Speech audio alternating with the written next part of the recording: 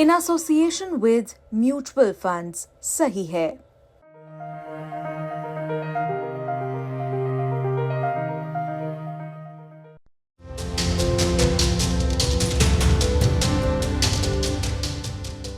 प्रयागराज महाकुंभ मेला अब अपने आखिरी पड़ाव पर है। मेले की रौनक अब धीमी होती जा रही है, लेकिन इस मेले की कई ऐसी तस्वीरें भी हैं जिसे देखकर लगता है कि असली धर्म तो दूसरों की मदद करने में ही है।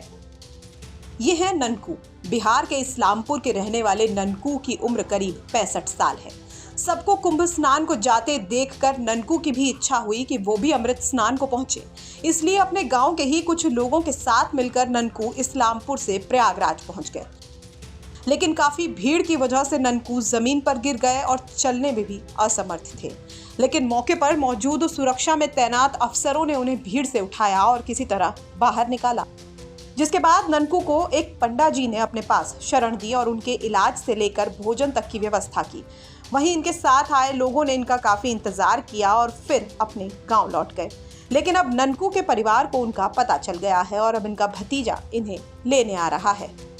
संगम में गोता स्नान किए, उसके बाद लौटते भर में झूना खड़ा सभी लड़ाई झगड़ा के चलते गांज गुंज करके मेरा टेल टाल के ऐसा मुसीबत में डाल दिए। लेकिन लोग प्रशासन के थे, स्पेशल फोर्स थे, किसी तरह उठा के हमने पूछा कि कहाँ हैं, कहाँ रहते हैं।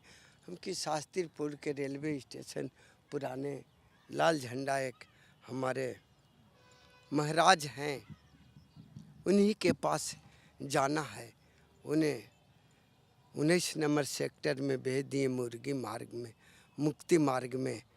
हमने आके आराम विश्राम के लिए जीवन बचैले हैं। और कुछ क्या क्या हुआ है आपको? बहुत ही सब तकलीफ, बहुत ठंडा असर कर गया।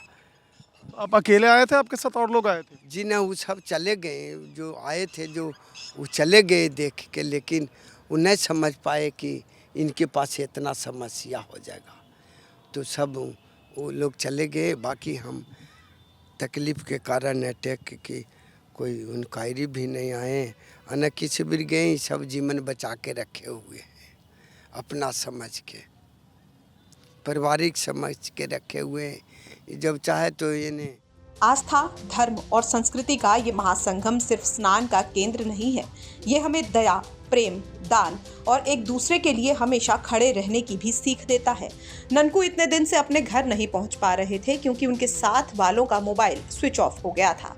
लेकिन इस मेले में कई बस ऐसे लगाए गए हैं जहां बैठकर श्रद्धालु मुफ्त में मोबाइल चार्जिंग की सुविधा ले सकते हैं और साथ ही मुफ्त में पानी और जन सुविधाएं इस्तेमाल कर सकते हैं।